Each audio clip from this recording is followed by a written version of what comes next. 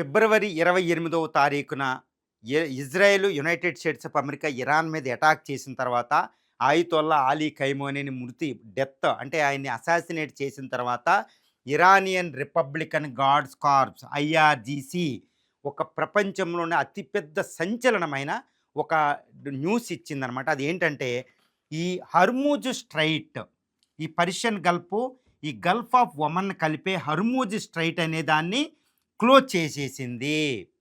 అదండి. ఇప్పుడు ఈ హర్మూజ్ స్ట్రైట్ అనేది ఇక్కడ చాలా పెద్ద ప్రమాదం. ఇది ప్రపంచానికి ఒక పెద్ద గందరగోళం క్రియేట్ చేస్తుంది. ఏంటి ఈ హర్మూజ్ స్ట్రైట్ క్లోజ్ చేయడం అంటే, మరి అమెరికా ఇరాన్ వచ్చి అమెరికా ఈ యొక్క హర్మూజ్ స్ట్రైట్‌ని క్లోజ్ చేస్తే అమెరికా ఏం చేస్తుంది? ఇలాంటి సందేహం. మరి దీన్ని ఓపెన్ చేయడానికి అమెరికా బలం సరిపోతుందా? ఎంత కాలంలో అది ఓపెన్ చేయగలిగిద్ది? ఈ మధ్యలో ప్రపంచ ఆర్థిక వ్యవస్థ ఏంటి? ఈ హర్మూజ్ స్ట్రైట్ క్లోజ్ చేస్తే ప్రపంచ స్టాక్ మార్కెట్లు ఎందుకు విలవిలలాడిపోతున్నాయి? ఎందుకు ఇండియా ఆందోళన వ్యక్తం చేసింది? ఎందుకు చైనా వ్యక్తం చేసింది? ఇదంతా ఒకటండి. ఇప్పుడు హర్మూజ్ స్ట్రైట్ చూద్దాం.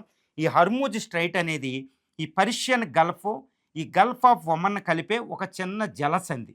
ఇది 37 కిలోమీటర్ల వెడల్పు, 167 కిలోమీటర్ల పొడవు ఉంటదనమాట. దీని నేరో స్ట్రైట్ ద్వారా ఈ ప్రపంచంలోనే 20% ఆయిల్, 20% పెట్రోలు, 25% న్యాచురల్ గ్యాసు ఈ యొక్క సౌదీ అరేబియా, ఇరాక్కు, అదేవిధంగా బహ్రెయిను, ఖతారు, యుఏఈ నుంచి ఎక్స్‌పోర్ట్ అవుతూ ఉంటదనమాట. అంటే ప్రపంచానికి ఇది ఒక ఒక వెన్ను, అంటే ప్రపంచానికి ఒక spine of the international economy అని చెప్పొచ్చండి.